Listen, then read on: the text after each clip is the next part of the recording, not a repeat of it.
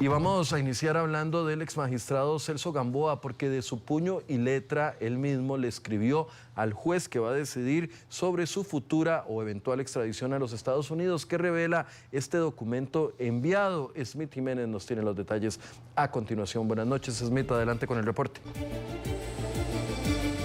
Hola, ¿qué tal, Michael? Es un gusto saludarlo y por supuesto a nuestros amigos televidentes. Celso Gamboa continúa dando de qué hablar y ahora es una carta que se encuentra en el expediente de extradición que fue enviada al juez que está a cargo de esta extradición. ¿Qué solicitó en esa carta? Y sobre todo llama mucho la atención la manera en la que lo escribió. También, ¿qué dicen los expertos? Nos preguntamos eso y aquí está el análisis en el siguiente reportaje.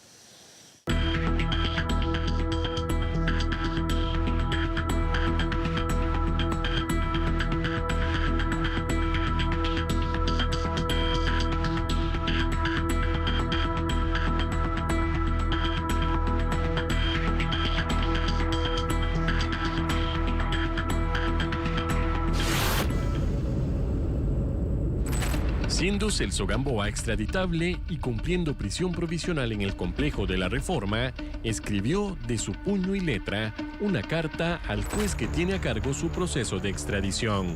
Según se lee, en ejercicio de su defensa, Gamboa solicitó una audiencia oral, donde planteaba dar a conocer sus argumentos de inviabilidad de una prórroga a su prisión preventiva. Según expertos, la escritura revela un marcado sentido de urgencia. La redacción muestra una letra espontánea y sin artificios, propia de un momento en el que prima la necesidad de comunicar más que el cuidado estético. El trazo deja ver el contexto en el que fue elaborada, desde prisión, en condiciones incómodas, con apenas un lapicero y un papel. Es un documento que fue realizado por una persona que no tenía interés de tergiversar su escritura. No tenía interés de generar, digamos, algunos trazos que vayan a eventualmente a disimular o variar su propia letra. En este caso particular, estamos con un documento compuesto por 2 folios. Los 2 folios presentan características de escritura homogénea, características de que no fue hecho forzosamente. Los trazos y la forma de escritura describen algo más allá de sus palabras y hablan acerca del momento en el que escribió la carta. Todo documento que realiza cualquier persona el personaje es consciente de realizarlo, más cuando va a realizar su propia escritura, actúa, digamos, el inconsciente gráfico del amanuense. Ahí es donde va a generar, digamos, el ADN gráfico propio, y uno se da cuenta del ADN gráfico. ¿Por qué razón? Porque las características desde la primera línea hasta la última línea presenta características homólogas. Para Jorge Picado, perito en grafoscopía y documentoscopía, quien escribió el documento lo hizo de una forma espontánea e inconsciente. Según los expertos, la forma de los trazos puede variar dependiendo del lugar, presiones psicológicas y hasta enfermedades que esté afrontando el autor. Una persona que se encuentra en una situación de esas, pues evidentemente va a tener problemas eventualmente de aspectos psicomotrices, aspectos psicológicos, también de enfermedad. Si está enfermo, la escritura ciertamente va a tener una pequeña variabilidad en cuanto a su morfología, pero no en cuanto a sus características individualizantes. Celso Gamboa firmó la carta reconociéndose como extraditable.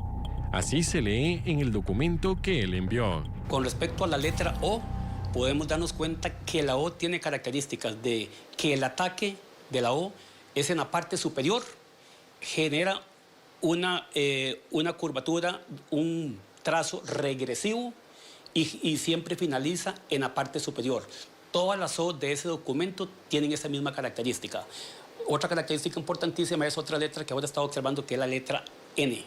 La letra N tiene un ataque acerado, entiéndase acerado como que va desvaneciendo en su parte final. desvanece en su parte final, entonces eso en la ciencia nuestra se le llama acerado, desvaneciente o vaneciente, como ustedes lo quieran llamar.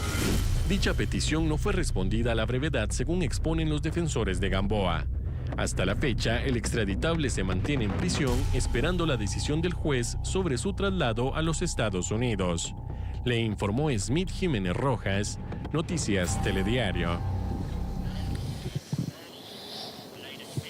Este documento fue recibido el 14 de agosto en el marco donde se debatía sobre una prórroga a la prisión preventiva. Fue entonces cuando Celso Gamboa le escribió al juez directamente para hacer valer su derecho a la defensa material y oponerse a esta prórroga que ya conocemos que fue lo que ocurrió luego de que Estados Unidos presentara la prueba y ahí se decidiera que se extendería la prisión preventiva a Celso Gamboa y los demás extraditables, quienes se encuentran en la reforma. Para poner en contexto a todos ustedes, amigos televidentes, en este lugar es muy poca la cantidad de artículos que puede tener el extraditable y por eso es que llama la atención el análisis no solamente de la carta y el motivo que llevó a redactar de puño y letra este comunicado que fue enviado a los tribunales, sino también la manera en la que escribe, y bien lo explicaba el experto, que lo describe como una redacción inconsciente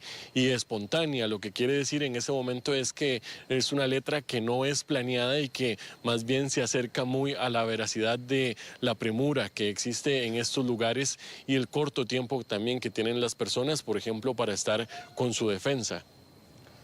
Smith, interesante este punto de vista. Ahora, la fecha 14 de agosto, estamos hablando de que fue hace escasos días, hace 15 días, iba terminando para esa fecha o para esos días el juicio, ¿correcto? Así es, se acercaba el fin del juicio que recordemos llevó junto a Johnny Araya y también la exfiscal Berenice Smith, y también estaba a pocos días, si mal no preciso, a 9 días de que se venciera aquel tiempo que se hablaba tanto de los 2 meses que tenían Estados Unidos para presentar la prueba correspondiente y así continuar con este proceso de extradición. Entonces el envío de esta carta se da también faltando pocos días para que pueda presentarse aquella prueba, y también dentro de las solicitudes que realizaba la defensa de Celso Gamboa, por ejemplo, era que se le diera casa por cárcel en el resto del proceso de extradición, algo que ya conocemos fue negado por parte del tribunal, quien ahora está debatiendo otras pruebas para determinar si Celso Gamboa será extraditable o no a los Estados Unidos, junto con otras personas que también están llevando este proceso. Esa carta es una de las pocas, si no me equivoco, más bien la única de la que tenemos conocimiento que elevó de su puño y letra Celso Gamboa a este juez para poder hacer valer su derecho y oponerse, según él, porque no era viable que se extendiera esta prisión preventiva. De hecho, estaba revisando aquí las fechas, Smith, y más bien es un día después de que se le declaró inocente. El fallo del tribunal se dio el 13 de agosto en horas de la tarde y efectivamente esta carta está fechada de recibido el 14. Recordemos que para esos días también él tuvo la oportunidad de tener espacios con su abogada fuera de lo que era el sector de máxima seguridad de la reforma dentro del segundo circuito judicial. Muy probablemente en alguno de esos momentos ahí se esbozaron, en esos momentos mientras se realizaba el juicio, se esbozaron algunos de los elementos. También recordemos que de los elementos que terminó poniendo en esta carta, también recordemos que de una u otra forma él también no participó del juicio algunos días, entonces podría ser de que esto venía gestándose durante o paralelamente al juicio. Así es, al menos en 2 ocasiones durante este juicio, en donde fue absuelto por el delito de tráfico de influencias, se logró reunir con su defensa, el licenciado Michael Castillo y también la licenciada Natalia Gamboa, que aparte es su hermana. Fue en los primeros 3 días donde se dio esta oportunidad. En horas de la mañana se les brindó 2 horas solamente a uno de los defensores con un dispositivo electrónico, en donde se reunieron en una sala del segundo circuito judicial, y días posteriores, tras las suspensión del juicio, se aprovechó las horas de la tarde para que también pudieran sostener una de estas reuniones, que según ya conocemos lo que nos dijo después la defensa, pues no sería nada raro que también aprovecharan ese tiempo para discutir otro tipo de solicitudes como esta, que también se tejía, recordemos, en el marco de este juicio. Según el experto en el análisis de la caligrafía, bueno, el estar en una prisión en estas condiciones puede incidir en que escriba de esta manera, y también desde ahí podemos determinar un poco cuál es el sentir y el análisis pues psicológico de una persona que está en estas condiciones, y en el estado que también nosotros, al menos a dar cobertura a este juicio, pudimos observar cómo desde el primer día hasta el fin de este juicio se observaba una imagen de este extraditable pues que iba un poco en deterioro, no solamente, recordemos, por aquellas exigencias de que quería utilizar otro tipo de vestimenta y no se le permitió, sino también, bueno, por el avance en este proceso de extradición que lo llevaría hasta Texas, Estados Unidos, a rendir cuentas por un delito de tráfico internacional de drogas. Para cerrar, Smith, me llama la atención porque sí existía la posibilidad de una u otra forma durante los días del juicio, donde tuvo más contacto con su abogada, de poder haber redactado un documento formal. La abogada tenía acceso a computadoras, etcétera, etcétera, que pudo transcribir de una u otra forma la carta. ¿Será esto parte, el hecho de escribirla a mano, de mandar un mensaje distinto al juez? Bueno, es también una interrogante muy interesante, que dentro del análisis de don Jorge Picado, él lo que dice es que es una redacción espontánea y segura, en un lenguaje sencillo, pues que no titubeó a la hora de escribir esta carta que se envió al juez. Lo que él señala es que las personas no escribimos con nuestra mano, sino más bien con nuestra mente, y por eso es que logramos ver trazos que muchas veces no se logran entender, como la letra N, porque se está escribiendo con tanta prisa que es lo que la mente está dictando en ese momento que redactar en una hoja de papel. En palabras sencillas, es parte del análisis que hacía este experto en caligrafía y documentoscopía, que es una de las palabras correctas para referirse a esta ciencia forense, a este peritaje forense más bien, y lo que dice es precisamente eso, que fue de una manera espontánea en la que se realizó la redacción de esta carta, y que bueno, ya conocemos el desenlace, pero que más allá del mensaje que se logra leer y que entendemos todo, detrás de eso, en la forma de estas letras, logramos entender un poco más cuál es el contexto que vive este extraditable en este proceso que lo acerca cada vez más a los Estados Unidos.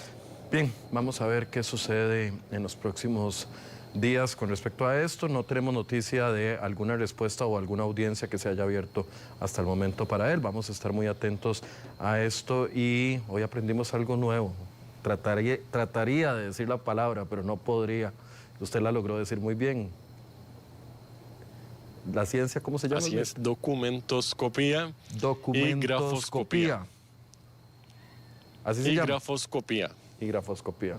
Así es, que aparte del licenciado Jorge nos atendió muy amablemente, es uno de los pocos que se dedica a esta ciencia forense en el país, y bueno, es de una fuente confiable la información que le logramos presentar, y también que vale la pena analizar. Al margen de lo que dice, ¿verdad?, sobre la prisión preventiva, pues qué más podemos conocer de este caso, que sin duda es histórico, y que las personas también quieren conocer qué hay más allá del proceso del cual se está llevando a cabo. Bien, Smith, son las 8:15. Ahorita volvemos con usted y con otra información que nos ha preparado siempre en este mismo tema. Gracias por este primer...